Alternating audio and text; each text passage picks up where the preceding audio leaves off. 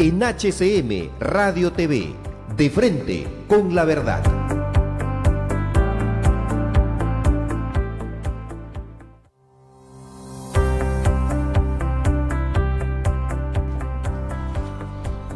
Muy buenas tardes, amigos, un programa más el día de hoy, De Frente con la Verdad. Estamos el día de hoy con Fiorella Vivanco, quien es abogada, ha trabajado en bastantes instituciones públicas, experta en temas de contrataciones públicas, contratación del Estado y arbitraje. ¿Qué tal, Fiorella? Tu saludo a nuestros seguidores por el Internet. Muy buenas tardes a todos.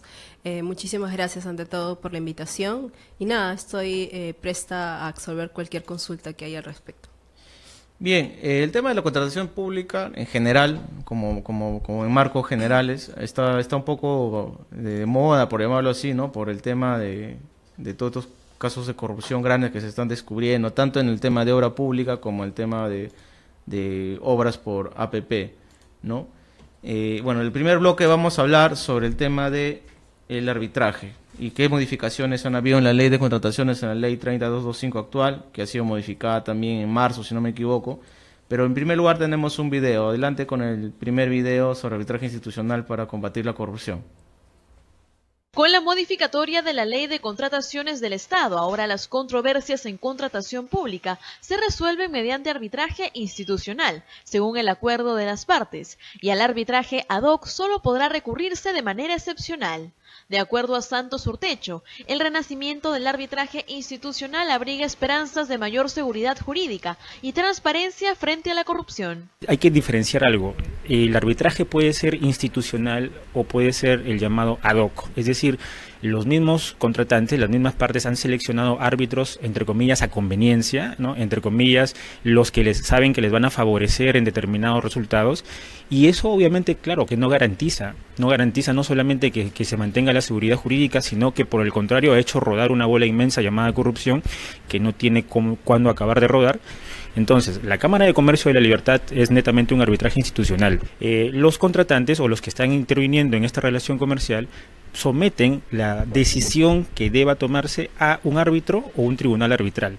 En el Perú el arbitraje ad hoc ha sido utilizado para malas prácticas y hasta delitos, mientras que el institucional tiene características de predictibilidad y transparencia, que son necesarias para un buen arbitraje. El Centro de Conciliación y Arbitraje Empresarial de la Cámara de Comercio y Producción de la Libertad administra causas arbitrales hace 14 años y en promedio al año realiza entre 100 y 200 arbitrajes. Gran diferencia, por ejemplo, con el Poder Judicial, en lo cual hay plazos rígidos, hay términos excesivos a veces, y sin hablar, por cierto, de la sobrecarga procesal que demora demasiado los procesos. Primero, que se puede derivar al Poder Judicial, donde les esperan años de conflicto, por lo menos 3 o 4, si no es que más. El arbitraje no debería demorar más de 6 meses, quizá un año en el caso más complejo que pudiera tener. En el Poder Judicial los costos no se sienten quizá, y esto lo digo entre comillas, pero 5 años de proceso de litigio o más a veces hace que el costo sea mucho mayor. De esta manera, resolver mediante arbitraje institucional las controversias que surjan entre las partes sobre la ejecución, interpretación, resolución, inexistencia, ineficacia o invalidez del contrato con una entidad pública ayudará también a descongestionar la sobrecarga procesal del Poder Judicial. Bueno, acabamos de ver un video bastante interesante acerca de la última modificación a la ley de contrataciones respecto a los arbitrajes, ¿no? Han habido los cambios, uno de los cambios principales es que todo en la cláusula arbitral, tal como consta en las bases, se tiene que hacer a través de arbitraje institucional. Pero explícanos, Fiorella, ¿qué es el arbitraje? ¿Qué tipos de arbitraje existen? Muchísimas gracias. En primer lugar, el arbitraje es un medio alternativo de solución de controversias, ¿no? En las partes, en vez de ir a recurrir al Poder Judicial, recurren a un centro de arbitraje o a un arbitraje ad hoc, que luego lo pasaré a explicar.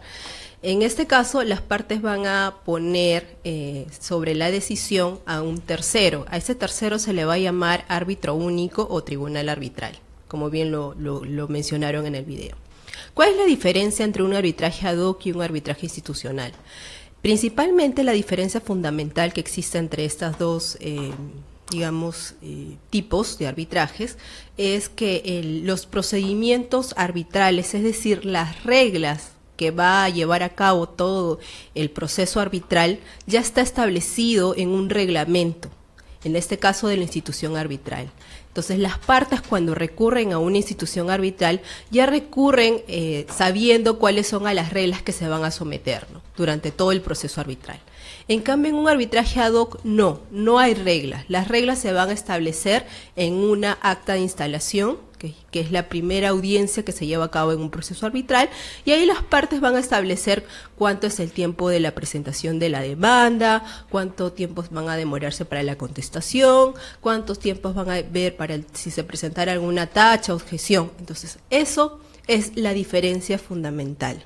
Entonces, también, como bien lo acaban de decir en el video, esto se podría decir que también lleva a actos de corrupción. ¿Por qué? Porque una institución arbitral ya ha tenido como una especie de filtros para poder catalogar a sus árbitros, van a tener como una especie de nómina de árbitros, ya van a ser señalados los montos, por ejemplo, para establecer cuánto va a ser el cobro, tanto de la institución arbitral como qué es lo que van a cobrar los árbitros. En cambio, en un arbitraje ad hoc no. En un arbitraje ad hoc van a ser las partes quienes a la solicitud de arbitraje recién van a decidir quién va a ser este árbitro que va a resolver esta controversia. Entonces, justamente ese es uno de los cuestionamientos que mayormente se ha dado. Un poco es la garantía que te da la institución arbitral, ¿no?, para evitar de alguna manera que existan actos de corrupción. Justamente ha sido principalmente uno de los motivos que se ha dado impulso en estas modificaciones de la normativa de contrataciones con el Estado, donde se ha dicho que principalmente se va a regir por las instituciones arbitrales. Justamente el OCE ha señalado que va a contar con un registro como una especie de listado donde se van a establecer quiénes van a ser las instituciones arbitrales. Y también le va a otorgar a los funcionarios una responsabilidad de poder verificar si estas instituciones arbitrales realmente están acreditadas, si se encuentran vigentes al momento que van a colocarlo en el contrato.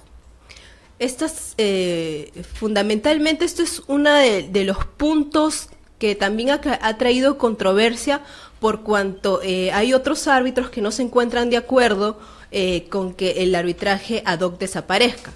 Entonces, en las normas de contratación con el Estado no lo han creído conveniente desaparecer por el momento, sino simplemente establecerlo de una manera excepcional.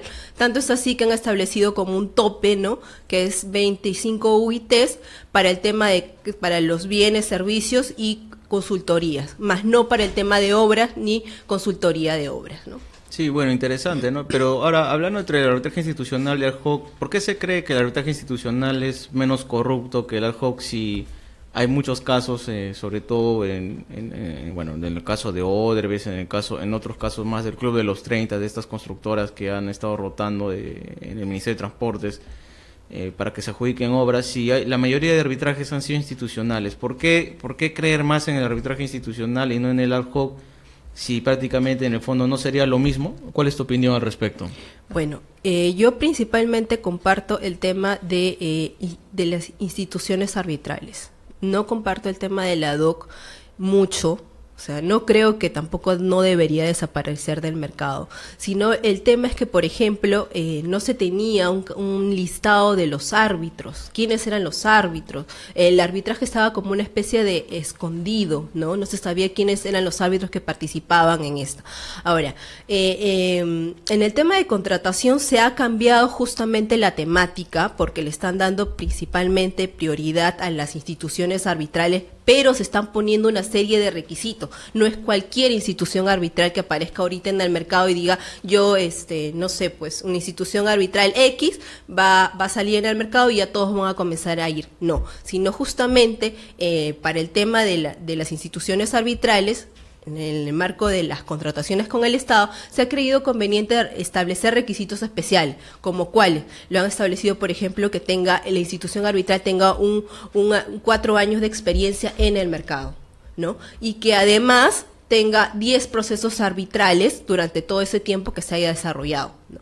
Otro requisito que también es como una especie de garantía o de protección que se le está dando a la institución arbitral, es de que, por ejemplo, si una institución arbitral recién quiere crearse en el mercado, esa institución arbitral va a tener que tener un respaldo, ya sea, por ejemplo, de una universidad, ya sea de un colegio de abogados o un colegio profesional de abogados, ingenieros, o, por ejemplo, de alguna cámara de comercio. Entonces, eso es como una especie de garantía que se le está dando, a lo que no había anteriormente. Justamente a raíz de todas las situaciones que se ha generado, a raíz de todos sus actos de corrupción, es que se ha creído conveniente regularlo, pero regularlo de una manera, yo creo que adecuada. Por eso yo comparto más que todo el tema de las instituciones arbitrales. Sin embargo, también efectivamente, bueno, pues en el Perú el peruano es muy vivo para poder sacarle, digamos, la vuelta a la norma, ¿no? Y ha buscado la manera de evadir algunas situaciones, ¿no? Pero yo creo que esta norma lo que busca garantizar es que justamente se eviten este tipo de situaciones. Y ante los errores que se ha cometido, buscar la manera de subsanarlo, ¿no? Claro, pero ahora, y el tema de los monopolios y de las argollas que han habido y que hay en el tema de arbitraje, porque a veces ya el arbitraje institucional puede ser más favorable, ¿no? Pero respecto al tema de las reglas, respecto al prestigio, respecto al tema de la corrupción, pero ¿qué hacemos con ese grupo de árbitros que está enquistado, que todo el mundo sabe quiénes son, que son también manejados por los grandes estudios en Lima, que están tanto en Lima como en provincia? ¿De qué serviría pasar un arbitraje institucional? Ya está bestial con toda la teoría, pero en la realidad, si ellos van a concentrar la mayoría de arbitrajes, ¿cuál es tu opinión sobre ese tema? A ver, lo que pasa es que ese es lo que he explicado hace unos momentos, es parte de toda la normativa que va a venir o va a traer atrás, ¿no? Por ejemplo, también está el Registro Nacional de Árbitros. Ya podemos saber quiénes son los árbitros que van a arbitrar. Anteriormente no sabíamos. Si bien es cierto, es una especie de un listado, pero al menos ya es de conocimiento público a través de la transparencia y la publicidad que contamos, podemos revisar en la página del OCE y podemos verificar quiénes son los árbitros que están ahorita actualmente en el mercado. Entonces, de alguna u otra manera, eso podría impedir, ¿no?, que al menos no pues se hayan actos de corrupción. Eso por un lado. Y por otro lado, también está el tema de que, al menos en contrataciones con el Estado, está el filtro de que OCE va a tener la posibilidad de supervisar a estas instituciones arbitrales. Una vez que estén acreditadas, va a ir, va a fiscalizar, va a revisar, va a ver cuál es el método de que han sido designados estos árbitros, cuál va a ser la nómina. Entonces hay todo un trabajo atrás para poder garantizar de que esas situaciones no se vean, o sea, que no se vuelvan a dar en el Perú. Pero es todo un trabajo, no podemos actuar de la noche a la mañana, ¿no? Sino es una situación que va progresivamente, ¿no? Y aparte también creo que es un poco el tema de cultura arbitral, que todavía nos hace falta a los peruanos que tengamos, que se ha podido desarrollar. El arbitraje más que todo está, si se puede decir, en la ciudad de Lima. A nivel de provincia todavía no llega. Entonces creo que parte de eso es una tarea también de todas las personas que estamos involucradas en el mundo arbitral para que hagamos que el arbitraje sea bueno y que no se cometan los mismos errores que ya se cometieron en el pasado. Claro, bueno, en provincia va muy lenta la cosa, ¿no? Bueno, hay cámaras como por ejemplo la de Huancayo, la Cámara de la Libertad, la de Cusco, que sí más o menos sí concentran regular. Claro, no tiene nada que ver, Lima pues está en otro ritmo, ¿no? Pero ¿tú crees, ya hablando ya del aspecto normativo, las reglas que se plantean en el arbitraje, ¿por qué arbitraje? ¿Por qué no irte al Poder Judicial? Más allá del tema de la celeridad o de repente el tema de la sobrecarga procesal, ¿por qué tendríamos que confiar en el arbitraje si a raíz de todos estos hechos de corrupción nos estamos dando cuenta que la mayoría de arbitrajes son arreglados? Bueno, no digamos que la mayoría, porque hay una gran cantidad de arbitrajes que se dan en el Perú, y no creo, si bien es cierto, sí hay arbitrajes donde se han cometido corrupción, pero no en su gran mayoría, sino creo que al menos en los temas que han estado vinculados a las empresas de Odebrecht, que en ese tema es un arbitraje, pero es un arbitraje relacionado a una normativa totalmente diferente, que no es igual al tema de contrataciones con el Estado. Eso por un lado. Y por otro lado, yo creo que La diferencia que podría haber entre el Poder Judicial y el arbitraje, en este caso, es un arbitraje especializado, ¿no? Que para el tema, por ejemplo, para poder designar a un árbitro único, a un presidente de tribunal arbitral, tiene que contar con 3 especialidades, ¿no? Tiene que contar con la especialidad de arbitraje, la especialidad de contratación con el Estado y tener manejo de derecho administrativo. Entonces yo creo que esa es también parte de la diferencia que podría haber con el Poder Judicial. Es un tema que es un tema tan especializado que no sé, al menos que se creara un órgano especializado en el Poder Judicial para que pueda ver este tema. Una especialidad, ¿no? Por ejemplo, así como hay juzgados comerciales, como sí. hay juzgados aduaneros, tributarios. Podría ser. Podría ser una solución, digamos, ¿no? Porque a veces dejarlo todo a las manos de los privados, con todos estos problemas que están habiendo, digamos, que se está descubriendo, porque arbitraje, por más allá de la aplicación de la ley, digamos, porque también han habido arbitrajes bajo la ley de contrataciones, sobre todo los ad hoc, que se han manejado como han querido, y uno puede revisar, por ejemplo, de la denuncia que el mismo ministro Vizcarra hizo y que se trata casi todos los días en un determinado programa en televisión, ¿no? Del Club de los 30, que eran constructoras, que ganaban obras en el MTC, principalmente ahí en el Ministerio de Transportes y Comunicaciones, y que también armaban sus arbitrajes, ¿no? Y eran bajo la ley de contrataciones, ¿no? Pero bueno, y el aspecto procedimental, explícanos cómo es un procedimiento de arbitraje a los que nos siguen por internet. ¿Cómo se inicia? ¿Cómo se instala? ¿Qué es el tema? ¿Cuántas audiencias hay? ¿Qué es en un laudo? Yeah.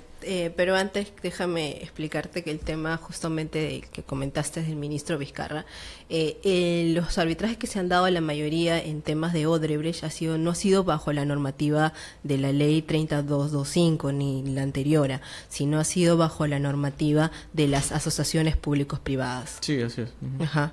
Y entonces los actos de corrupción que vemos en este momento sobre justamente las empresas de Odebrecht y estas empresas tan cuestionadas, justamente ha sido bajo ese marco. Que sí ha sido a través de instituciones arbitrales, algunas sí, ¿no? Sí. No quiero mencionar a ninguna, pero sí, ha sido a través de algunas instituciones arbitrales. ¿Cuál es el procedimiento? Depende. Si estamos hablando de un arbitraje institucional, por ejemplo, pongamos el modelo pues el que se realiza a través del OCE, ¿no? Que es el SNA. Se inicia con la presentación de tu demanda, donde en la demanda vas a designar a tu árbitro, ¿no? Y de ahí presentas tu contestación. De ahí se va a una audiencia de instalación. En la audiencia de instalación ya hay un reglamento de por medio donde se ha señalado todos los pasos que va a llevarse a cabo, ¿no? El plazo, por ejemplo, de la admisión de la demanda. Todos esos están regulados en su reglamento, ¿no? Del SNA. Luego de eso viene la audiencia de instalación, ahí se señalan el tema de los pagos, ¿no? Posteriormente viene el tema de cuánto va a ser el pago tanto de la institución arbitral como de los árbitros. Que en la instalación también se fijan las reglas, ¿no? Sí. La suspensión de la demanda, la contestación. Sí, pero como se trata del SNA, o sea, ya tiene un reglamento propio, ya no es necesario establecerlo en el acta los pasos específicos, ¿no? Justamente esa es una de las diferencias con el tema del arbitraje ad hoc, porque en el arbitraje ad hoc, en esta audiencia de instalación sí se van a señalar los pasos. Entonces, después de eso, va a venir una audiencia de medios probatorios. Va a venir todo el desarrollo de la audiencia de medios probatorios, conciliación, ahí se va a señalar el plazo que van a tener las partes, si hubiera alguna tacha, una objeción. Es una audiencia más compleja, ¿no? Que ya cada institución arbitral lo denomina como mejor cree conveniente.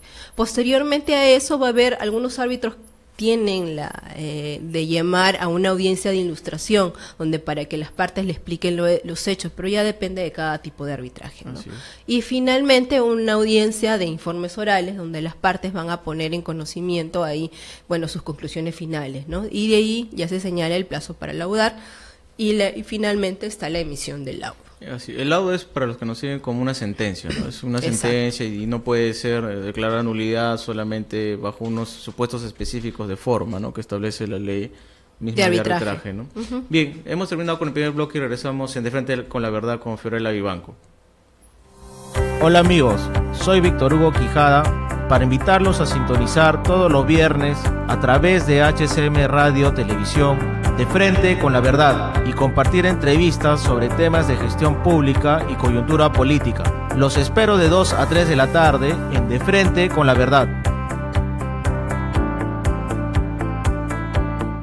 ¿Qué tal? Te habla tu amigo Carlos Colchado, el chef del pueblo, y esto va dirigido a todos los emprendedores que tienen un guarique, un restaurante, una peña, y quieres que la gente conozca tu plato bandera, quieres que la gente pruebe tus mejores platos, tu creación, comunícate con nosotros al 469-5976. Vamos a ir a tu local, vamos a crear cosas nuevas, vamos a descubrir muchas cosas muy importantes dentro de la gastronomía. Así que no estás solo, estás con nosotros, con la gente del Recutecu. HCM Radio y Televisión está trabajando por la gente emprendedores. No te olvides, 469-5976, y vamos a crecer como realmente nosotros nos merecemos crecer, los nuevos emprendedores.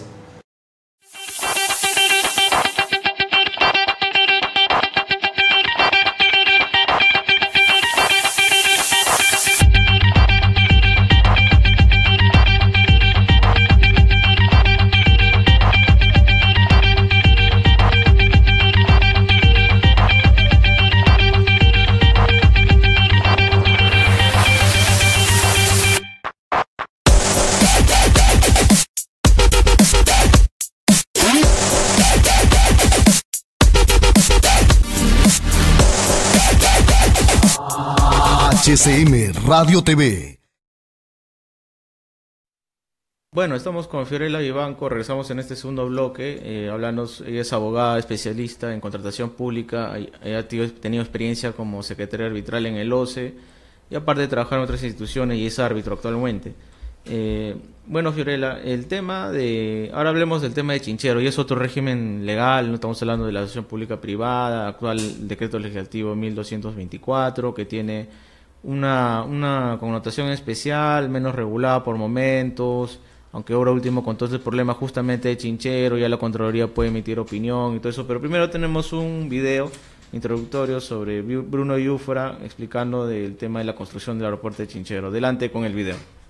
El polémico caso del aeropuerto de Chinchero tuvo un desenlace sorpresivo. El ministro de Transportes y Comunicaciones, Bruno Yufra, anunció la anulación del contrato por mutuo disenso con el consorcio Kunturhuasi. Yo estoy convencido de la buena disposición de diálogo que existe entre las dos partes y que esto va a terminar siendo un proceso completamente amigable, que el aeropuerto va a poder empezar a construirse en el menor plazo posible. El titular de Transporte llegó este lunes al Cusco para conversar con autoridades y dirigentes de la ciudad imperial, quienes tuvieron diversas posturas por la disolución del contrato. El Cusco está de duelo, nuestro enfado, desde luego, que se han puesto débiles los del gobierno frente a tanta presión del centralismo. No han debido torcer su brazo.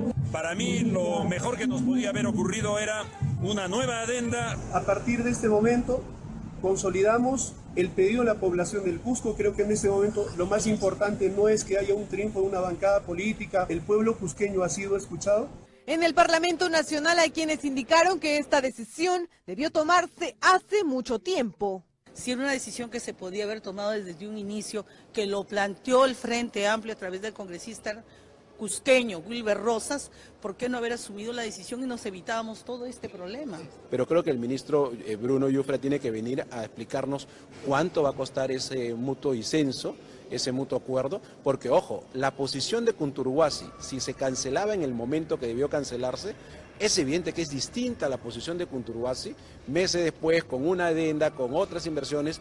La célula parlamentaria aprista saludó la decisión del Ejecutivo de iniciar el movimiento de tierras por licitación de obra pública. Hoy día, al promover ya una disolución de mutuo disenso, creo que ha sido lo más saludable para el país y para el gobierno, ¿no? Creo que es lo más razonable hacer un análisis de la situación y sobre todo de que sea una obra pública la parte de remoción de tierras que tenía un costo realmente excesivo. Inclusive lo podría hacer el ejército peruano. Se estima que la primera etapa tome alrededor de 18 a 24 meses. Hasta el momento, el Estado deberá pagarle al consorcio 32 millones de dólares de lo invertido en el proyecto y 8 millones de dólares por la disolución del contrato. Es un video bastante interesante del caso de Chinchero, este caso que hasta ahora trae algo de secuela, porque justo ayer se ha nombrado al actual contralor, a Nelson Jack, que está de alguna manera cuestionado también porque es muy allegado al partido, al gobierno actual. Y todo este problema se inicia a raíz de la adjudicación, después posterior firma del contrato y posterior adenda. En el tiempo de, bueno, el proyecto se adjudica y se firma el contrato inicial con el gobierno de Humala, donde había unas condiciones de que con un proyecto de APP se supone que el privado es el que tiene que invertir más y los riesgos también los asume más el privado que el Estado. Pero de ahí vino la famosa adenda, esta adenda que deformaba y desnaturalizaba totalmente, en mi opinión, el proyecto de Chinchero, del aeropuerto, porque trasladaba costos al Estado hasta casi del 80%. Acá hay una declaración y la que salió a la luz esto el 20 de enero de 2017, cuando era presidenta Patricia Benavente, después la destituyeron en el OCITRAN, que fue el primer órgano que se opuso o que observó. Y de ahí todo el problema político que se armó, de que destituyen a Vizcarra, se fue el Contralor, salieron los audios del Contralor donde estaba Zavala también casi pierde la cabeza, y todo el problema que se ha armado y la desestabilidad política que se armó. Pero tú, Fiorella, que conoces el aspecto técnico, ¿qué es una APP? ¿Qué diferencia la APP de los proyectos de ley de contrataciones del Estado? Las asociaciones público-privadas o APP tienen un marco regulatorio diferente. ¿Por qué? Porque en este caso parte de la inversión va a ser del privado. O sea, el privado va a poner dinero. En el tema de contrataciones con el Estado, no. El Estado es quien asume todo el costo, es el que va a ir, le va a pagar, va a supervisar, va a ver todo. En este caso, no. Esa parte del tema de dinero se le traslada al privado. Hay dos tipos de APPs, ¿no? Hay las autosostenibles o las autofinanciadas con el nuevo marco regulatorio y las cofinanciadas. En las autofinanciadas es la propia obra o la propia, por ejemplo, la infraestructura o la concesión es la que va a generar la rentabilidad y la que solita va a comenzar a efectuarse los pagos, ¿no? En una cofinanciada no. En una cofinanciada parte de la inversión que va a costear el proyecto lo pone tanto el privado como lo pone el Estado. En el caso de Chinchero es una APP cofinanciada. Le iba a poner tanto el Estado como el privado. En el primer tema, que es el tema del movimiento de tierra, le iba a costar al Estado. El tema de los 264 millones, que ha sido el tema más cuestionado, eso de ahí lo iba a buscar el financiamiento el privado, pero le iba a costar al Estado. O sea, el Estado iba a tener que pagar esos 264 millones. Y lo que iba a pagar el consorcio Kunturhuasi, en este caso, iba a ser la parte de operación y mantenimiento. Eso tampoco no se da en el tema de obras públicas, o bajo la normativa de contrataciones con el Estado. El tema de operación y mantenimiento, eso no se ve en contratación pública. En cambio, en las APP sí. O sea, luego que está la infraestructura, por ejemplo, ya se realizó, entonces la operación, el mantenimiento, todo eso se le entrega también al privado para que lo vea, ¿no? Entonces, como que una especie es que el Estado, de esa manera, la obra se va a conservar y no va a tener que buscar a otro que sea quien lo realice. Esas serían básicamente las diferencias en síntesis, ¿no? ¿Y por qué ocurre este tema de Chinchero y por qué traspasó el aspecto legal, técnico, económico, financiero y llegar hasta el tema político? A ver, Chinchero comienza en el año 2010 más o menos, 2010, 2012, donde es un tema que se ha estado buscando dónde se iba a realizar un aeropuerto internacional, ¿no? Y es ahí donde la ciudad del Cusco cree que debería hacerse un aeropuerto internacional, porque es una de las ciudades más turísticas, ¿no? de nuestro Perú. Entonces, en función a eso, se decide que en el Cusco se va a realizar la construcción del aeropuerto internacional. Pero para esto, para realizar este proyecto de inversión, se tendría que contratar a una empresa que pudiera realizar toda, ver toda la antesala antes del contrato para ver si el proyecto de inversión era rentable, no era rentable, cuáles iban a ser los factores de competencias que iban a determinar qué postor iba a ganar. O sea, tenía que realizar todas las actuaciones previas. Es ahí que se decide que el lugar más apropiado para que se construya el aeropuerto internacional iba a ser en Chinchero, ¿no? Ahí también se determinan estos factores de competencia. ¿Cuáles son los factores de competencia? Los factores de competencia es cuántos iba a poner, o sea, cuántos iba a tener que buscar que el privado subvencione al Estado, que es estos famosos 264 millones, y cuánto le iba a tener que devolverse en un tema de cofinanciamiento al Estado. Es decir, cuando ya la construcción estaba realizada y se iba a comenzar con el tema de la operación, se había determinado un porcentaje que iba a tener que ser devuelto al Estado.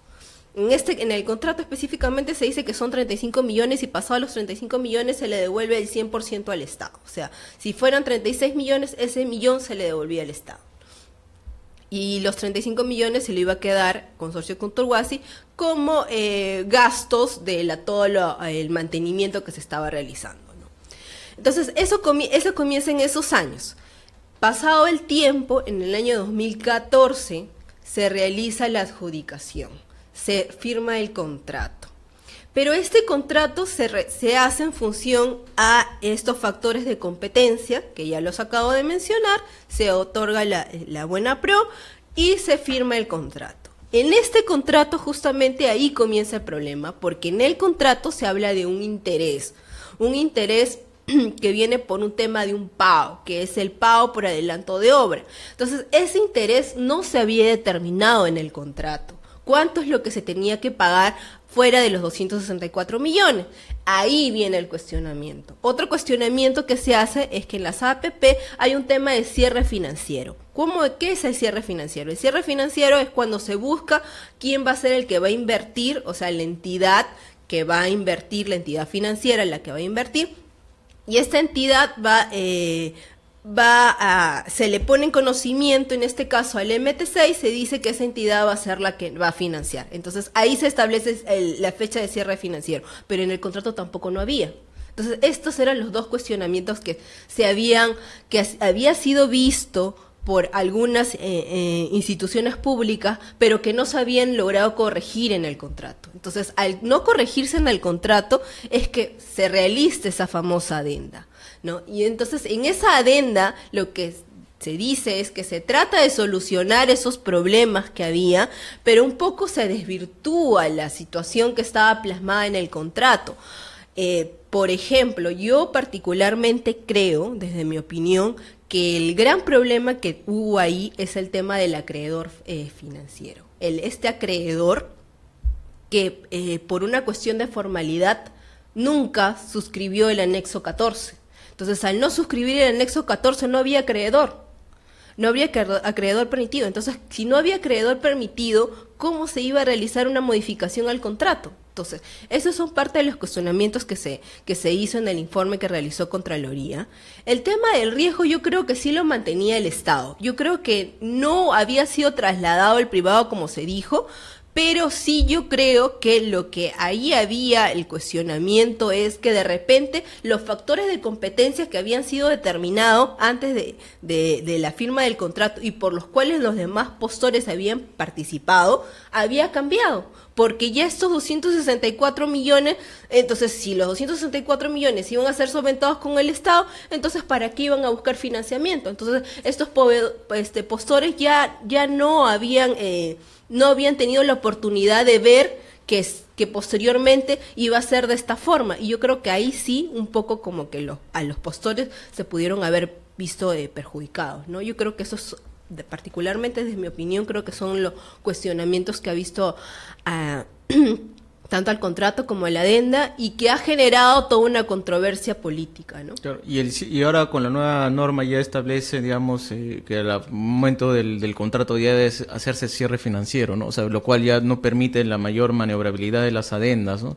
Pero también esto, o sea, para mí el fondo del problema es de repente por el régimen legal, ¿no? Porque esta es una norma prácticamente copiada del derecho anglosajón, que tiene otra forma de contratación pública bajo este tipo de concesiones o APP, como quiera llamarse, que son más flexibles, ¿no? Porque a diferencia de la ley de contrataciones, ley 30225 actual, es más rígido, ¿no? Es más rígido, es más control, pero acá, sin embargo, es más amplio, aunque con estas últimas modificaciones donde puede opinar la Contraloría, que justamente ocasionó todo este problema de que si era o no era favorable. ¿Para ti era o no era favorable la adenda? La adenda yo creo que no.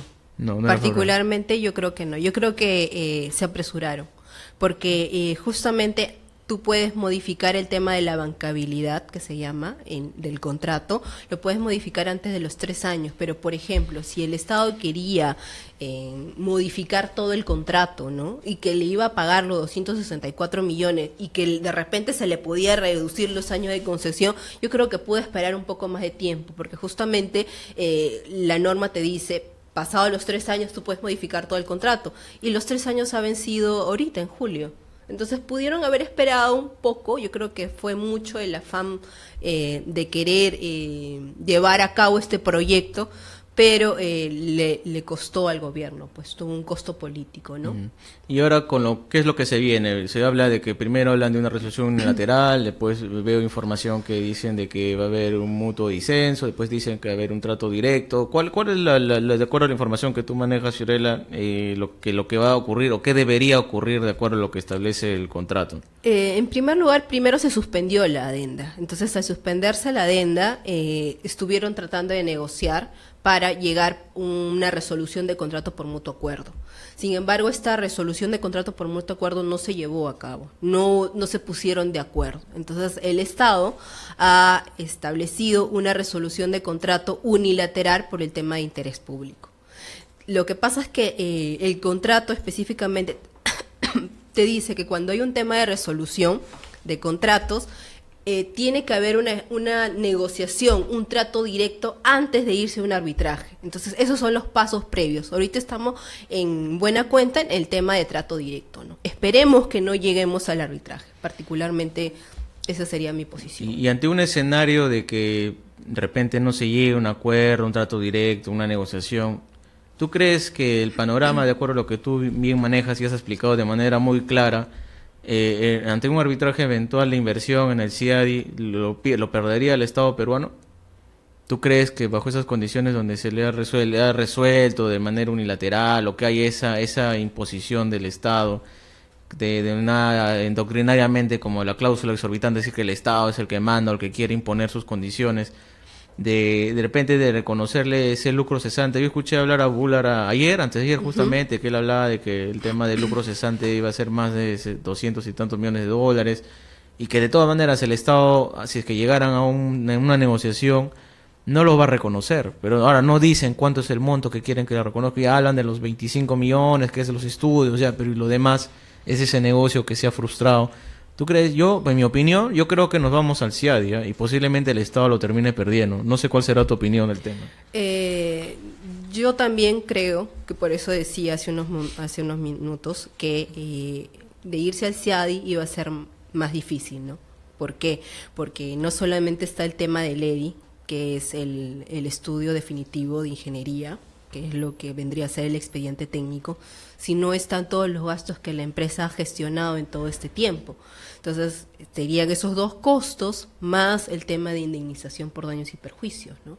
Que ahí probablemente se esté cobrando los 264 millones que se habría dejado de ganar, más otros temas, ¿no? Entonces, el costo que acarrearía justamente este tema sería muy alto, ¿no?, para el Estado. Pero, no sé, hay una doctrina a nivel de arbitraje de inversiones que se llama la doctrina de las manos limpias. Si hubiera un tema de acto de corrupción en un tema de inversiones, ya se ha visto a nivel a nivel internacional que se ha desestimado algún tema de arbitraje sobre este tema, pero tienen que ser con pruebas refutables, ¿no? Ahí lo dejo para que lo mediten.